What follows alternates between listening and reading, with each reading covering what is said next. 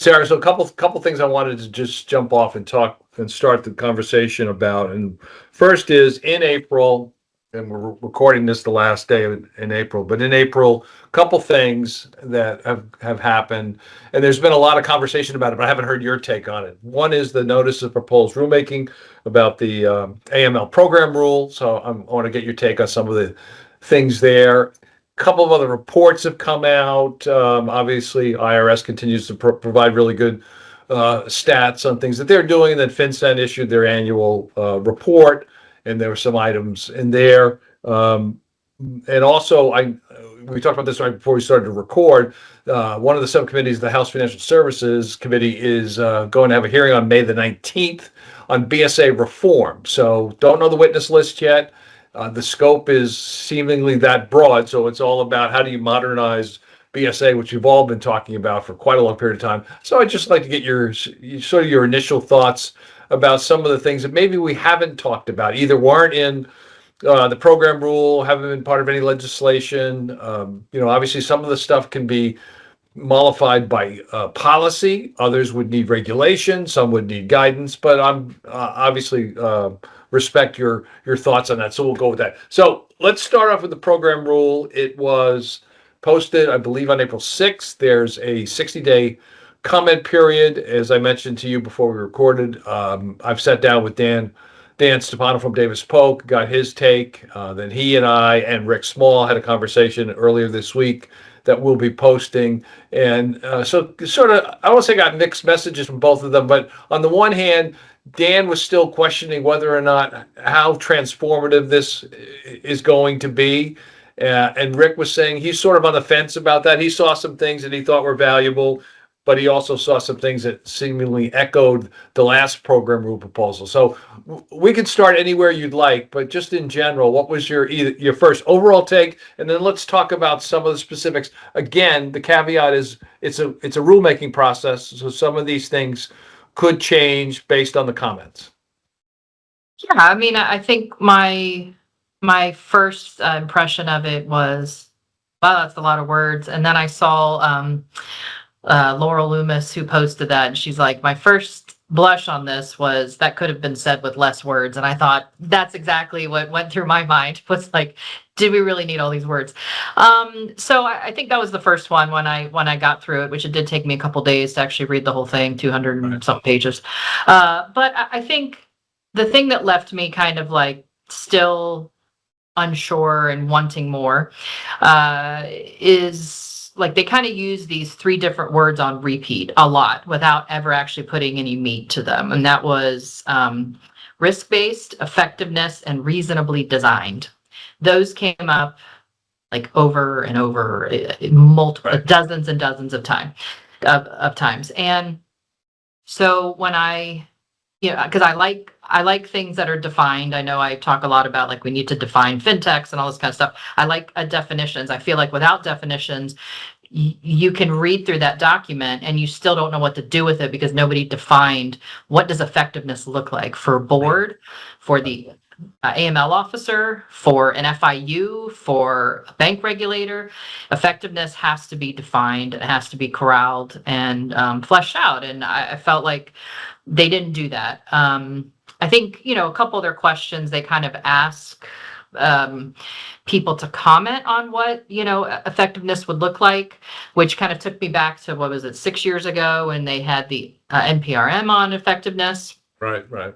So I think they're still struggling with that. And I think part of that is because they need more practitioners involved in this. And that's where like I really want people to understand, even if you don't have the bandwidth to answer all, 75 questions. I forget how many questions they have, but they had a ton.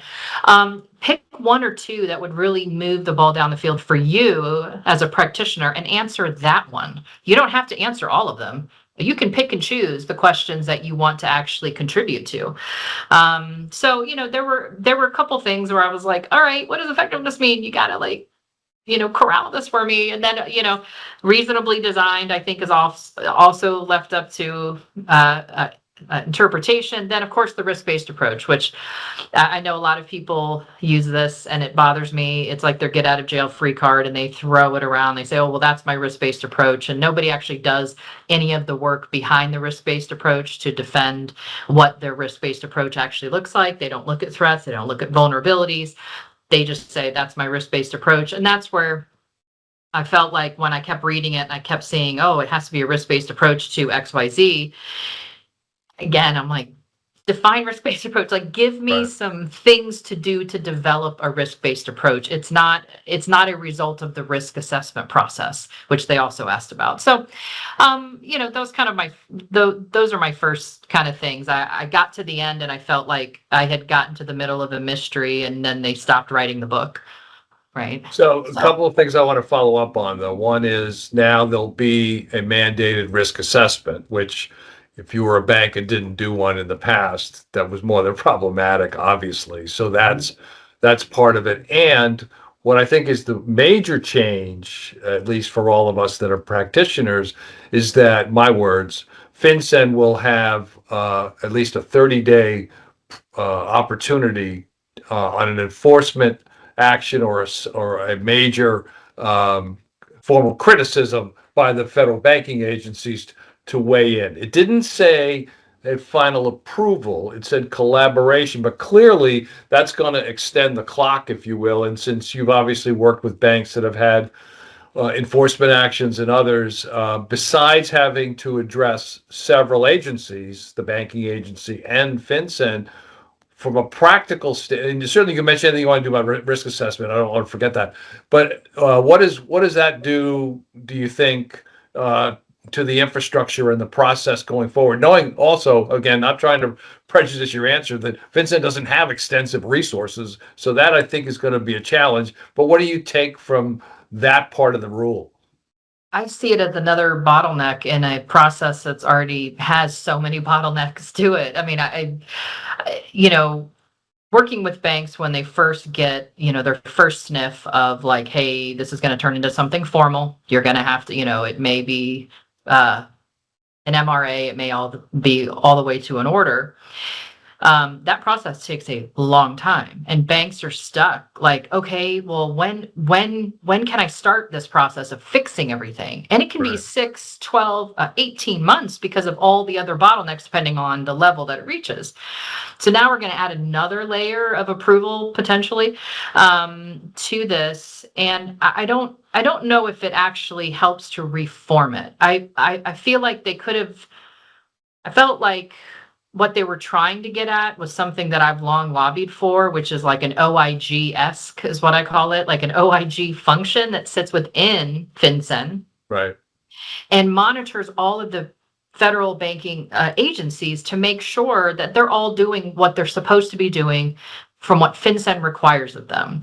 That's what I have thought. And then when they wrote this, I thought, well, I guess that's kind of a wonky, weird way of trying to ensure, because I mean, if you read all the language around it, they're talking about they want to ensure consistency. Right. And that's why they're going to now have all of these things coming to FinCEN. And I'm like, we could have ensured consistency in another way by having somebody who sits in FinCEN, who looks at all the agencies, says, hey, you agency, which I will not name, you don't have any consent orders and you haven't for 6 years and no, barely any MRA type things. And then this other agency is churning them out like it's going out of business. Right. That I think is what they were going for. So that would be what I would hope to see, not to have another bottleneck in a process that's already very frustrating for financial institutions. Yeah, and I'm also talking to several former regulators.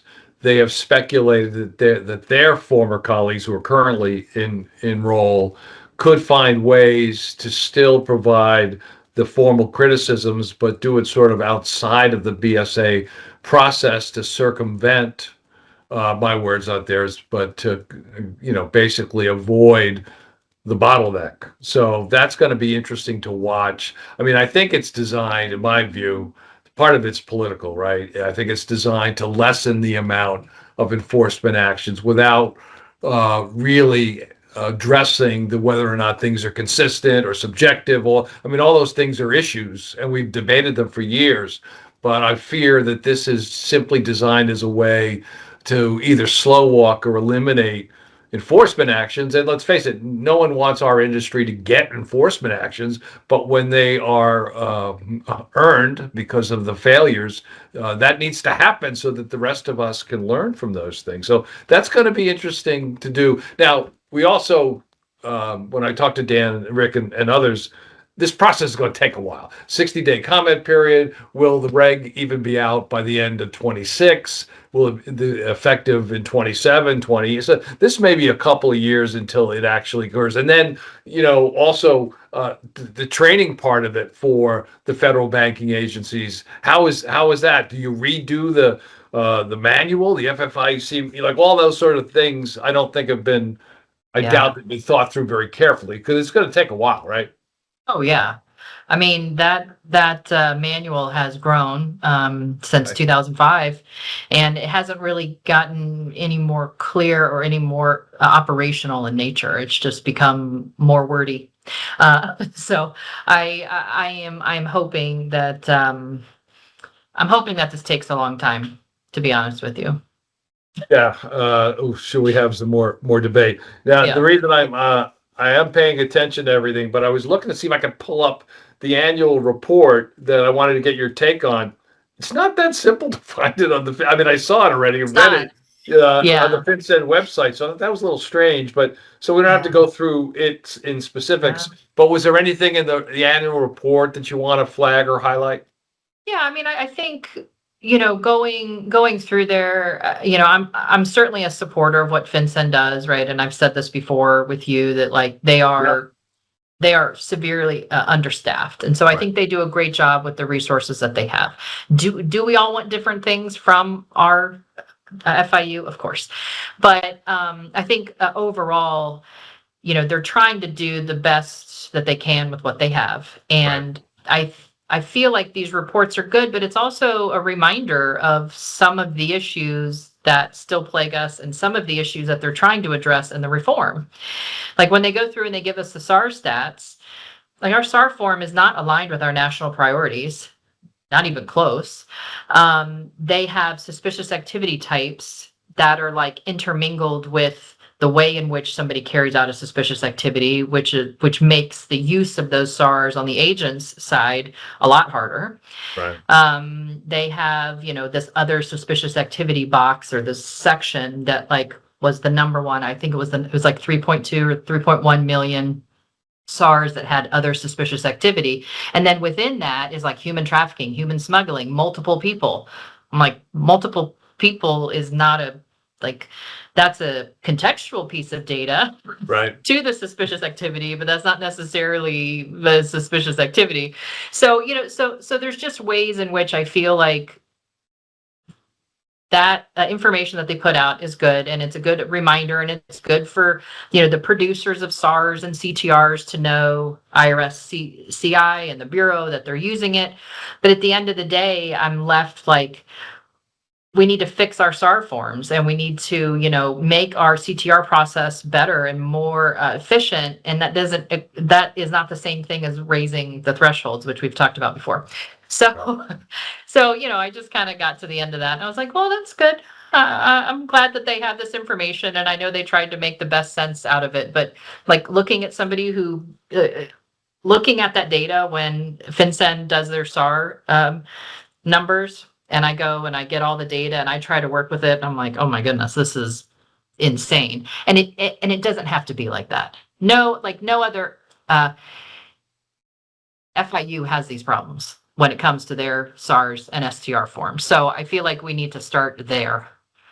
Yeah, if you remember, for the longest time, law enforcement complained that when they accessed the SARs and at that time actually printed them out, it would be like a page of a run-on sentence that it was hard to distinguish because of whatever software they were using. And that was Yeah. for a long time. I Yeah. think they've addressed that, but and I'm not. I have no idea where they got this from, but how much money they said they've saved in terms of regulatory burden with a lot of this stuff that hasn't changed it. I don't know how you do that. So I agree with you that stats on SAR filings. Heck, I mean, way back when I was working with the banking industry directly, the SAR activity review I thought was an excellent publication for what it was at the time, which would give you statistics, but also give you a couple of examples that they would call out in the document, and there would also be a section in it. Here's issues with check fraud. Here's issues with cyber. And they have technical bulletins now, but it's not the same. And I think that was a sort of a basic newsletter, if you will, came out quarterly, but I thought it was pretty valuable. I'm not sure this annual report gives you that, but anytime you're getting data, it's something to react to. So keep, we want them to keep going. So Yeah. yeah, Oh, we'll yeah. see. Yeah, we definitely don't want them to stop. But yes, I would love for them to go back and keep churning out those. They were called what? The TTIs at the end. Yeah, Trends, tips, and information or something. yeah, Remember? Is that what they? something Yeah. like that. Yeah, Yeah, that's I right. went before they redid their site. I went and I downloaded all of them. This was several years ago because I love finding just nuggets from like 20 years ago in there, right? So yes, Yeah, I wish I they was would the keep doing coach. I that. was the co-chair of it at the time, Oh yeah, as you saw. So yes, yeah, that's. But anyway, yeah. all right. So that the review, the program rule. I know before we recorded, you mentioned in your Dirty Money Weekly the issue with the PACE Act. Do you want to talk a little bit about that? Yeah, so I mean, I definitely don't have as, strong of opinions as I do on other things for the PACE Act because I'm, it's pretty early, just introduced by two California representatives. I don't know, if it's going to get buried because to me, it looks like an end run around the Yeah, Fed. describe what it's supposed to do. Yeah, go ahead. Yeah, so it's supposed to give an easier path for uninsured state chartered banks and money service businesses that have 40 or more MTL licenses. It's supposed to give them an easier path to get a pared down master account. I don't think it's the same thing as the skinny account that everyone talks about because they never used that, but it's some type of a pared down master account access to the Fed. And, as somebody who has, a de novo state chartered uninsured bank in Vermont and who has lived the tier 3 process, I will say that I'm not, I'm kind of split feelings on it. I don't know if I love the idea of giving large money service businesses, whether they're crypto or digital assets or fiat, direct access to the Fed. I don't know if I love that. But I do love the hopefulness because what this does is it takes them from like a tier 3, which is an uninsured state charter, no federal regulator, to a Right. tier 2, which is a federal regulator because it puts them under the Office of the Comptroller of the Currency. So that automatically upgrades them, if you will, to tier 2, which I guess is the equivalent of Comfort Plus on Delta. I'm not sure. It's not exactly first class, but so I'm kind of waiting. I'm kind of split on this because of the tier 3. Because there's a ton, and I did put some stats in there about how many tier 3s are still out there, and then there's like been 2 or 3 tier 2s. That's it for like the last 5 or 6 years, or 4 or 5 years that I looked at the numbers, and then there's like 30 plus that are stuck in the tier 3. So I don't know if this is their way of kind of doing an end run around the Fed's processes or what, but it'll be interesting to watch and see what happens. Yeah, and that's what you were able to do with your newsletter is give folks, hey, here are some things that are coming down the pike. Look, watch them, see what happens Yeah. there. Yeah. I also wanted to give you a chance. You wanted to talk a little bit about model validation. Obviously, that's a key topic for not just for AML officers, but for compliance professionals. Talk a bit about the challenges you see there. I mean, I think, when I read that, I was very happy, to be honest with you. And read And what? You read what? oh, Go ahead. sorry. When I Yeah. when I read that all the federal banking agencies had updated and basically removed the requirement to do a model validation under the OCC rules because they Right. were linking back to the old Basel rules, Basel capital risk model rules. And I have fought this for a long time. Like I have long, like, had healthy debates with regulators about like, don't put an old capital model, like a validation review on something as nuanced as money laundering. Like that, Right. it doesn't fit. It is definitely square peg, round hole. And so when I saw this, I was happy, but if I think before financial institutions go, oh, good, one thing I can take off my budget, I think the thing that they have to keep their eye on the prize. Our job is to find suspicious activity, report it in a timely manner to our law enforcement partners, right? I say this all the time. I should get it just tattooed on my forehead. That is our main goal. So if that's our main goal, how do we go about that? Well, we have to make sure that our systems that we're safely relying on are tailored to the threats that are in our institution. And that really is at the heart, and that should have been at the heart of the validation requirement, but it wasn't. It was never designed like that. So I think before people start taking it off their budget for 2027 and beyond, that they look at it and go, I've never filed a SAR for human trafficking and I'm in a major metropolitan city. I've never filed a SAR for drug trafficking and, all of my branches are around all these interstates. Right? Those are the kind of things that they should be paying attention to go, maybe I do need a validation, but I need the validation to be tailored to the threats within my institution, not just this, what I call the statistical gymnastics exercise, right? This, which you can tell anything you want with stats. So I was happy to see it, but I think it comes with a, measure of caution. As we close down this month's conversation, as we said, there's a hearing on May 19th on BSA reform or modernization, if you will, something that obviously AMLA tried to address, the program rule tries to address. You could argue some of the legislation that's going through Congress tries to address. I think that's more of a debate, but it's certainly that's part of the reason for it. So if you're testifying on the 19th, or providing information to the committee, what are some of the things that you and your colleagues, because both of us talked to a lot of people, let's say what are three items if you really want to modernize BSA? Here's three things that we would do. Now maybe there's 10, but let's encapsulate it that way. What would be in your top three? My top three would probably be first, identifying effectiveness. I feel like we can't do anything of substance unless we're all on the same page with what we're measuring ourselves against. And so I think effectiveness has to be defined. And I don't think it needs to be a formal definition like what we've seen from all these different, FATF, Wolfsburg. Love them, but not operational. We need an operational definition, just kind of a box, right? This is for regulators. This is for practitioners. These are for traditional financial institutions. This is for money service businesses. This is for fintechs.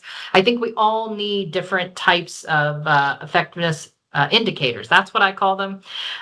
They can call them whatever they want. Green lights of effectiveness. I don't care. But we need to put meat on that first.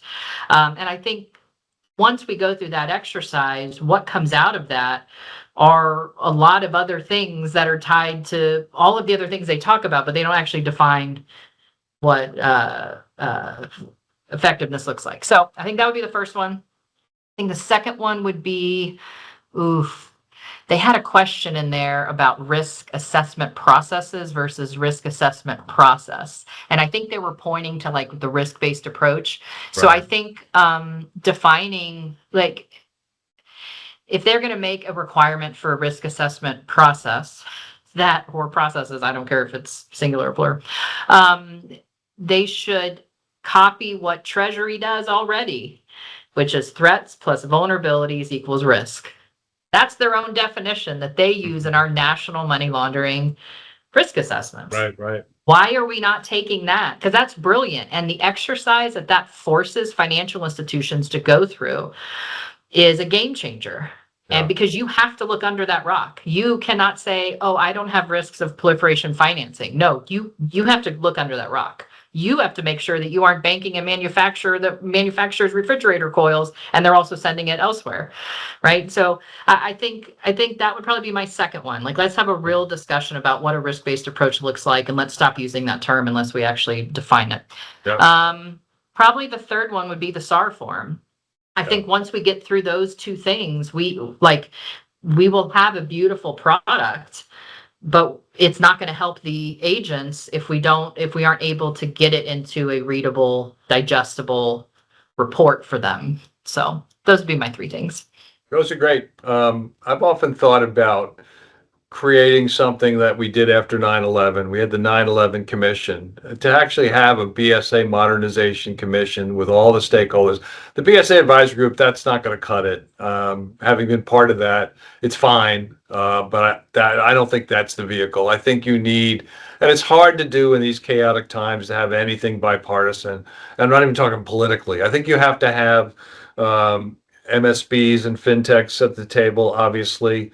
You need the crypto world there. You need realists. You need everybody that should be, even if they're not currently covered under the BSA, part of that conversation. And you need law enforcement there with bells on. I mean, because that's why we do this, as you just said. I mean, it's because we need to get the information to law enforcement, so they need to be part of this. And then the regulators obviously have to be in there because they're going to oversee everything and give them a time frame and come out with something. Back in the early '80s, there was something called the I think it was the Organized Crime Commission, and out of that study in 1984, the commission was formed. I believe the report was either issued then or the next year. The 1986 Money Laundering Control Act came out of that. So 40 years ago, we had the passage of the Control Act, and that was in response to the organized. It was called I know part of the typologies include something called the Pizza Connection because it was about mafia issues in Boston. But it was the organ, and you could still find the report. But that report didn't have just AML issues because it wasn't even called AML then. But it was about how to address the explosion of drug trafficking and other issues. So doing something similar, I think, would make a ton of sense. So we'll see if anybody takes that up and runs with it. Yeah. No, I like that idea. Yeah. So May 19th, right, is the Yeah, May 19th. Let's say change it. It is listed on their website, so we'll get more then. And then in May when we chat again, we can talk about your take about the hearing and any other issues. Sarah, thanks for your time today. Really appreciate it. Stay safe. We'll see you next month. All right. Thanks so much.